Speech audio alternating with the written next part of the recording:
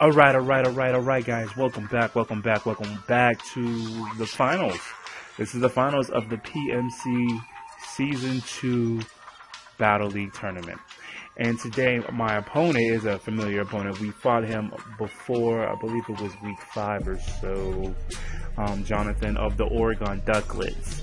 Now, if you guys didn't know, a little backstory, we were supposed to face him week 11, but due to scheduling conflicts, it didn't happen, and he gave us we got the do not play from him, which helped us get into the finals as well. But this is just a rematch, so it really didn't make a difference whether we fought there or here. But this does make a difference. And again, guys, I am one of the top 8. Like, I'm in the top 8 of this. Something that nobody in this league thought was going to happen for me. The underdog with the least league experience, with, you know, Charizard X and everything else that was said, we made it, guys. So before I go any further, I want to thank you guys for watching. And if you liking what we're doing and you loving how we're doing it, demolish the like button, you know. And make sure you go ahead and demolish the like button for all people from this point forward. Go back, look at your favorite fights. I mean, there were some amazing fights in the PMC this year. So go ahead and look at them, and you know, I'll talk to you guys enough. We're gonna get started now. Me, as you can see, I didn't bring my Mega Charizard Y. It is a first. It is a first. But granted, for the situation, he was, you know, he would have got walled by Slowbro, so, or even, you know, Excadrill. So we just didn't bring him. We did decide to go with Donphan, Jolteon, the Jolt. Our superior, Lucario, who we really got from the beginning, we never really used, but we are using this week, Azumarill, and finally Gutra the God. Our opponent brought Tyranitar, Slowbro, Megazord Y, Excadrill, Porygon 2, and Asleaf. Now, it looks pretty menacing, but we're going to get into this and we're going to find out what we can do versus what we can't do. So here we go.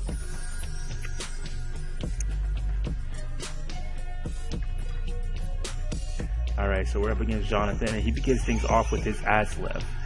I decided to go and lead off with my Donphan. Now, this was a very, very interesting set for the Donphan. I thought about leading off with Stealth Rock because my gut said to do it, but with it being a second type, I decided to go for the knockoff. And as you can see, the knockoff was effective. We were going to O-code him, but the Focus Sash kicked in, so it kind of kept him alive, and we kept Donphan alive. Now, I knew if I kept him in, he was going to go ahead and go for the Energy Ball again, so I decided to go to something that was going to be able to eat that Energy Ball and make use of it. Gutra the God with Sap Sipping. He goes for the Energy Ball, we get an attack roll. So we're up +1. He goes for the UE to get him out of there. U-turn kicks in, does a nice small amount of damage. Not nothing too much that, you know, Gutra the God couldn't eat. So we do that. And Porygon 2 comes out, which I'm pretty pleased about. Because this is an opportunity for us to go ahead and lose Lucario. He goes for the Ice Beam, thinking we would have left Gutra in. Like I said, we just eat it up like nothing. He switches out. Now with this switch out, he goes from the Slowbro. Me at this point, I'm like, all right, Slowbro, he's gonna eat this close combat like it was next to nothing. And we didn't even get a quarter life. I think we did like 15, maybe 18% damage. And we take a hell of a lot of recoil from that Rocky Helmet. So at this point, I decide to go ahead, go into Superior. Superior is going to be able to eat a water attack that he throws at us, or the T-Wave. Now, excuse me, the T-Wave gets off, but we got the Lumberry. So we get a free switch in, right there, right then and there. He got intimidated at this point, so I decided to go ahead and start building up our special attack with that Leaf Storm. The Leaf Storm gets off, and we're already boosting up here. Porygon's sitting there just eating it. So I do another one. I'm like, let's boost up again. It did enough damage. We didn't necessarily get the kill off, but Porygon is able to get the Ice Beam off, which I was a little bit worried about there. We make it just barely. And I'm like, you know what, we'll Giga Drain. We'll try to get that 1 HP up out of him. Now at this point, we're getting ready to go into the 10th turn of this battle. It's turn 9 at this moment, but we're going into the 10th turn right now. We're halfway through the battle pretty much at this point. Aslip goes for the U-turn, outspeeds, and kills. So it's just like one Mon falls, another Mon comes in, knocks down the next one. So we're going blow for blow here. Now, he sends out Charizard, and this is the point that I'm going to bring up to you guys that I personally got frustrated. I thought we had to Mega Evolve when they came out. But I found out the rule states that you have to Mega Evolve if you have the intention on attacking, as opposed to staying in the battle. So with that said, I go for the T-Bolt. We still get the kill off. You know, we kill Aslip, gives JoJo another kill, but Charizard's able to live for another day. And Excadrill comes to the field. So we're still tied again. I decide, you know what, I'm gonna keep the game. We're gonna keep the game rolling. We switch into Donphan because Donphan is gonna be able to either die or eat the hit. He goes for the EQ. Sadly enough, Donphan could not eat the full thing, and he does go down. If I had a little bit more HP, he would have been fine. So we go into Gutra the God. Gutra hits the field. He hits him out of there because he doesn't want to deal with Gutra, and he brings out T-Tar. Tyranitar hits the field, he eats, his Sandstream activates, then he's going to eat from us a Flamethrower. So Gutra goes off, lets one of those off, and before you know it, we get the thing that I wasn't expecting. The burn kicks in, basically making his physical attacks next to nothing. They become boo-boo butter, garbage. So we go for the superpower, we're like, you know, let's do it. Innate Oko, superpower just takes him down. Yeah, we get the attack minus, we get the defense minus, but at this point, I didn't care. I was like, no, I gotta go ahead, I gotta try to pile through as much as I can with Gutra the God. So, Excadrill touches down on the field at this point. I'm like, I got Flamethrower. Whatever he hits me with, we living through. He goes for the EQ to try to take him out. He gets the crit. He gets the crit. If it wasn't for the crit, we would have lived, but the crit kicks in, and it's lights out with that at that point. Now, he pulls him back at this point, Excadrill, and he goes into Slowbro. Knowing that whatever I could have done with him, Slowbro's going to eat. So we go for the Aqua Jet, it just ate it. Again, it's the same thing as with Lucario all over again. We take damage from the Rocky Helmet, we take damage from the Sandstorm. He takes damage from the Sandstorm, and I'm like, you know what, we got to get out of here. We got to save Ozmir for later. Lucario touches down. And this is where things just really got out of hand. I mean, guys, personally, for me, I was already upset. I was angry. I thought I was being cheated, but I wasn't. I'm going to point that out. Jonathan was not cheating. He, that rule does have a loophole to it, I feel. And I just said, you know what? I basically became Ivan Dragunov. And I told myself, if he lives, he lives. If he dies, he dies. And I went for the EQ. Now, should I have switched out and went into Jolteon?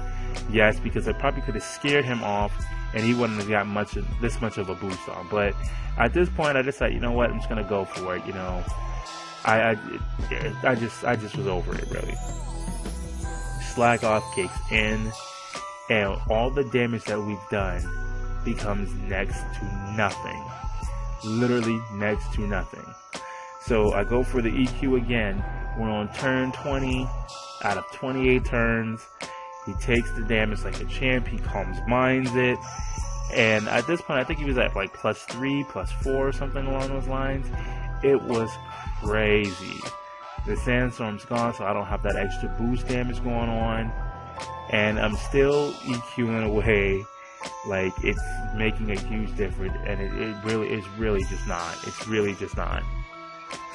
So he's just getting redonkulously strong. And I mean, guys, redonkulously strong.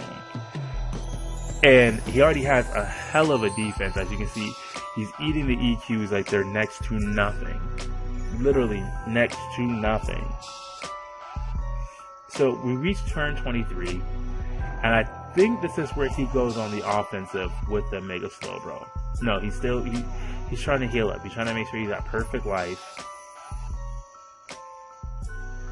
He restores back to perfect life. We go for the EQ again. We take our normal 10 to 15% damage. He goes for the Scald. Even with resist, there is nothing we could do. Nothing at all. So I go into JoJo. At this point, he wasn't even concerned about it because he's gotten such a special attack boost. We hit him with the best we got, and it does next to nothing. While this Scald is everything. I mean, literally everything. So, we're legit down to our last Mon versus his 2 last Mon. Or I think he has 2.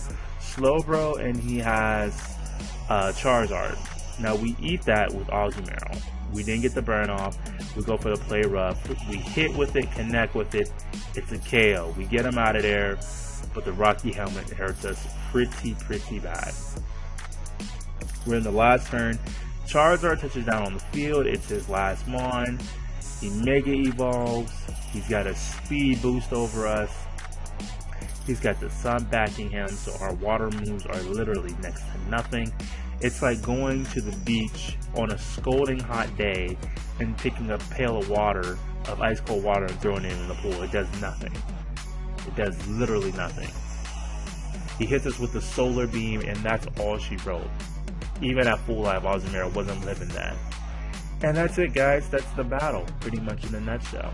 The only Mon that he had left, aside from that, was Excadrill. I apologize. So he had one more Mon left, and that was Excadrill.